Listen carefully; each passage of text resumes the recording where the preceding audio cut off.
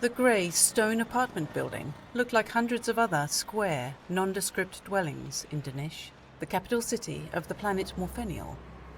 An intensely capitalist economy for the last 30 years, the trading planet had remained outside of direct Federation control while retaining very close ties to the Terran Empire. It was largely desolate, with many continents and endless sandy deserts offering few habitable areas. This resulted in overpopulated cities and trading ports where space was at a premium. The uninhabitable parts of the planet had been used as a dumping ground for unwanted space cargo, leaving large swathes covered in considerable amounts of non-degradable waste. Typical of most habited areas of the planet, function over aesthetics was valued in Danish, as was efficiency and utility over imagination in terms of its buildings and population. A tall man stared out of a window in his drab apartment. He resembled thousands of other computer techs working in the city, with his functional, plain dark clothing and Spartan living conditions. Zach Ensor, however, was very different from his fellow low-level workers. He was the grandson of the brilliant inventor of the Tariel cell, the main brain of all computers in the universe, and the creator of the much sought-after, but never found, artificial intelligence known as Aurak. Ensor was also far too intelligent to be working in the menial position he occupied, but it suited his purposes, at least for the moment. No one paid much attention to technicians on his level, making it easy for Ensor to commit numerous small-scale embezzlements, with minimal interference. He never stole enough from any one account or company to trigger investigations from auditors, and Ensor was able to gain enough credits in a few months spent on each planet he visited to fund more visits to more interesting environments like Freedom City or Space City. While he enjoyed their decadence, usually he plied his inventions so that he could read Tariel cells to win credits at the swathes of gaming tables in both locations. Right now, though, Ensor wasn't thinking about gaming tables. He was focused on the strange message he had received a few days ago. It had appeared on his homemade computer through a channel he hadn't realized existed. Its encryption was sophisticated and like nothing Ensor had ever seen before. And it had taken the past 3 days, using the equipment he had invented, to decode it. Normally, Ensor didn't favor things that took too much time or effort. He was used to everything coming easily to him, whether computer codes or stealing money from unsuspecting fools too stupid to protect their assets. With his black hair, light blue eyes, and classically handsome features, Ensor was used to charming and seducing women, and sometimes men, with ease. On the rare occasions he felt like interacting with another human. When he did so, it was generally with an ulterior motive. Like a spider catching its prey in its web, Ensor was not against manipulation to get what he wanted. He was content in his own company the majority of the time, confident that he would at least be assured of intelligent companionship, logical thinking, and certainty. The few lines in the message repeated constantly, disturbing and intriguing him, as very few things in his life ever managed to do. Danger. Discovery by Federation imminent. Zach Ensor's presence required immediately. Clearance will be provided through the blockade. The message contained coordinates for a location on the frontier planet of Gouda Prime, along with a timeline. It wasn't the content of the message that saw Ensor uncharacteristically unsure of what to do. It was the source. The message was from his grandfather's greatest creation, a creation he felt rightly belonged to him, the artificial intelligence called Aurak. Uneasiness enveloped him. There had been many stories about Gouda Prime, all of which seeming to emphasize that going there was akin to suicide, something he was not prepared to commit, even to get hold of Aurak. He turned to his own computer, which was fitted with effective but limited Tariel cell technology, and which Ensor had named Arco. I need a full breakdown on a frontier planet in Sector 7 called Gouda Prime. Arco responded in an encyclopedic manner. Gouda Prime is a frontier planet in the middle of Sector 7. 80% of its surface is covered by water, and it has one densely forested continent. It was originally colonized as an agricultural world. Despite many attempts over the decades by numerous factions, it has failed to adequately restore the rule of law. Okay, Arco. What is the rule of law currently? The rule of law was disbanded with a general suspension of the penal code nearly half a century ago. Why? It was discovered that there was more profit to be made from mining minerals than farming. The open designation resulted in the planet being overrun by criminals, fugitives, and con artists, many of them with links to unscrupulous officials from law-abiding planets, authorities, and the Federation. What happened next? The colonists lost their land, their livelihoods, and in many cases, their lives. GP, as Gouda Prime is widely known, has suffered from political instability for years. Small minority parties form dishonest and sometimes fraudulent authorities, resulting in democracy all but being abandoned. Many attempts have been made to reinstate the rule of law. However, a penal code of sorts was established some 3 decades ago. The penal code can more accurately be defined as a blockade, preventing those without authority coming to or leaving the planet. Who runs this blockade? The blockade is enforced by GP Central Control, an organization that evolved from the remnants of a group originally set up by the outlaw Rog Blake. It controls the space around GP. It remains impossible to visit or leave the planet without authority, which is given through a series of codes issued only by GP Central Control. Is the blockade effective? Those attempting to enter without authority find themselves facing a wasted journey at best, or at worst, being gunned down from orbit.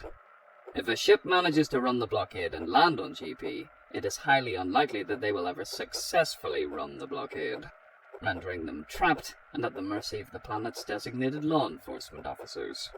GP Central Control regularly reports of the blockade's 98.5% efficiency rate as a deterrent. It sounds more effective than Federation control. How does a planet like GP organise and resource such a defence? The blockade is heavily patrolled by small, fast-moving gunships. Although GP is a small planet, it is shielded by 2 moons, which act as a natural defence, forcing ships into open airspace. As a result, it is inexpensive to resource, particularly when revenue comes from allowing entry to traffic that carries goods which may be used in the criminal underworld. Goods such as weaponry, transport, and mind-altering, highly addictive drugs are regularly traded with a high percentage of profits making its way to official funds. The blockade remains crude but effective and ensures those that run affairs on GP keep the planet exactly as they want it. What are my chances of getting on and off GP alive if I have valid codes? I estimate, with 2 sets of authorized codes, that chances of survival based on meaningful data would still only be 63%. Thank you, Arco. Ensor concluded the conversation.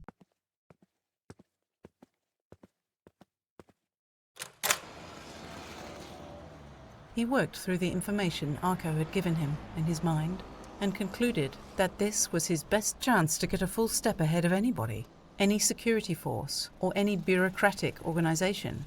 In fact, anyone at all.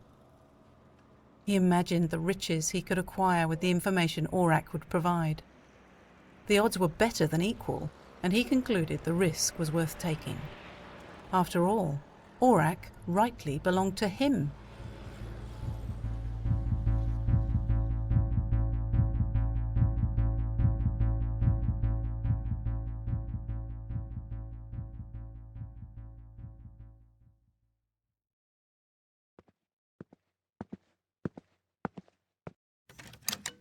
The moment of uncertainty passed quickly, and once Ensor decided to act, he moved swiftly and efficiently.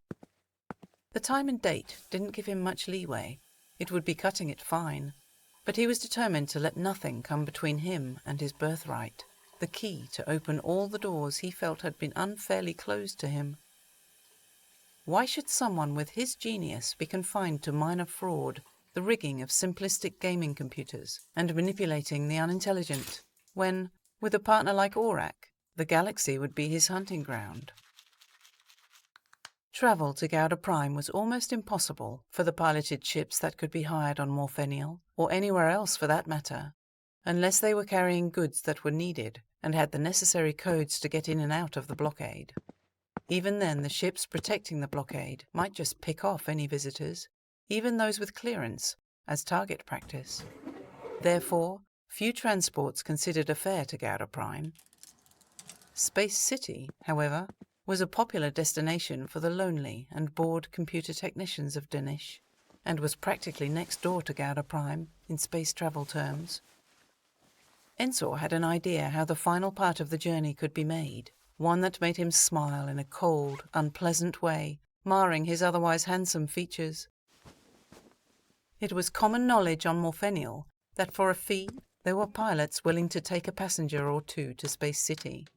In fact, given the number of young men in Danish with limited social outlets and too much time on their hands when they weren't working, flights to Space City were one of Morphenial's most profitable businesses. It was also well known which drinking establishments the pilots frequented, and it was to one of these bars Ensor headed the night after receiving Aurak's message.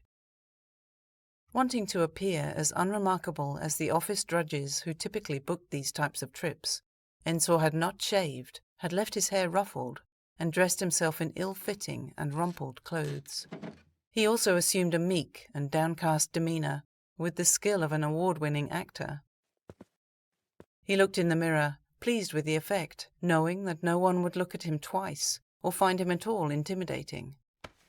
For Ensor, his good looks were merely a tool that could be used as needed to manipulate certain situations, and for tonight at least, seduction was not going to be necessary.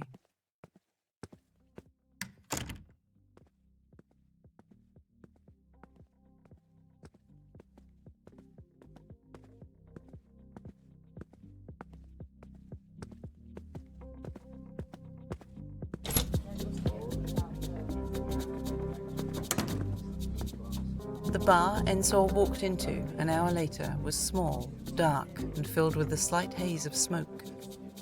It was known as a frequent hangout for the less affluent members of society, with a dated, decaying decor that was rather depressing.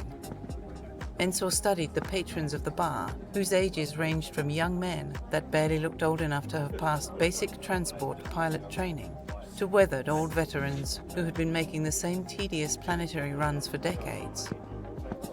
Moving quietly among the crowd, Ensor spotted the pilot he had decided would be perfect for his purposes.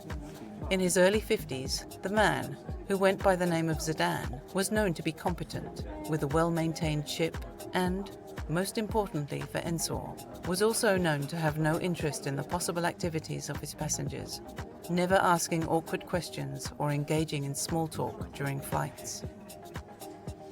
Ensor approached Zidane, who sat at a table in a quiet corner of the bar. The middle-aged pilot looked up at Ensor from his almost empty glass. Are you looking for transport? Yes, I am seeking a passage to Space City. Ensor's eyes were downcast, both to create the image of a slightly embarrassed office clerk and to hide his sharp intelligence. Space City? No problem. My ship's one of the best maintained you'll find here, and I can guarantee you no questions, as long as you keep yourself to yourself. What is the price? Well, I don't deal with the money. My agent does that. I prefer just to fly and leave the paperwork. Zidane pointed at a young man sat at the table opposite. That's my agent there. Goes by the name of Kingston. Aye, he's my nephew, but he'll make sure you get a fair deal. Zidane nodded at the barman, who started filling up another glass for him. He looked deliberately away from Ensor, making it more than obvious their conversation was over. Ensor took a moment to size up the young man Zidane had pointed to. Kingston appeared to be in his early to mid-20s, with fair hair that was swept immaculately to one side, and blue eyes in a narrow, boyish face. He didn't seem to be overtly dangerous looking, but Ensor had spent enough time on the fringes of the criminal underworld to recognize that some of the most vicious characters had visages like schoolboys. He knew not to underestimate anyone. Ensor thought he was attractive, but altogether too wholesome, not really his type at all. Deciding on a friendly, open approach, Ensor walked up to the younger man, widening his striking blue eyes slightly and allowing a rare smile which would emphasize his elegant features and warm his normally chilly expression. I hope I'm not interrupting anything. Your uncle told me you're the one who manages the details of his flights to Space City. I am indeed. Kingston brightened considerably as he gazed a little too obviously at Ensor's unexpectedly handsome features and his tall but well-built frame that even the ill-fitting clothing couldn't hide. Ensor deliberately looked into Kingston's eyes for a lingering moment and then gestured at the barman for 2 drinks. May I join you? The barman brought over 2 glasses of adrenaline and soma. The 2 men gazed at each other for a moment longer, both with faint smiles on their faces. So, you want to book passage on my uncle's ship?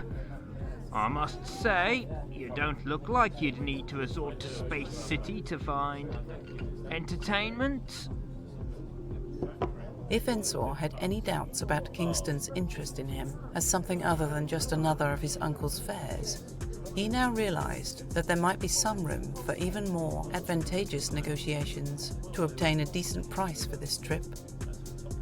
The fact that Kingston was young and fairly palatable looking would make the conquest far less tedious than it otherwise might have been. Innocent and boyish might not be Ensor's first choice, but it had some entertainment value. Sometimes one needs to venture a bit on the wild side, don't you think? He favoured Kingston with another of his dazzling smiles, this time letting it reach to his normally icy blue eyes, making them even more hypnotic. Seeing the smile and his words having the desired effect on the now obviously intrigued Kingston, Ensor went on. What I really need is to be the sole passenger on this flight. I really can't stand to be trapped with some drab office drone the whole trip. But I'm afraid the costs might be prohibitive. Is there any arrangement we can come to here? Ensor let his voice trail off slightly while maintaining eye contact with Kingston. Caught in Ensor's gaze, Kingston hesitated for a moment, swallowed hard, and then answered, breathing rather more quickly. I think we can work out something to satisfy us both. Maybe we should retire to my office upstairs and iron out the details. I don't agree to a service without first confirming all the details of the deal beforehand. I must say, the offer is enticing and business has been good. So I think you can have your lone passage to Space City for the cost of a sole passenger, if we can spend some time together this evening. That's the deal. Is it agreeable? Kingston placed his hand on Ensor's thigh to leave him in no doubt as to how that time was to be spent. Ensor deliberately looked away, coyly, for a moment, and then, after a lengthy pause, he stared straight into Kingston's eyes and responded, Yes, it seems everything is in order here. With that, the 2 men finished their drinks and headed toward the staircase.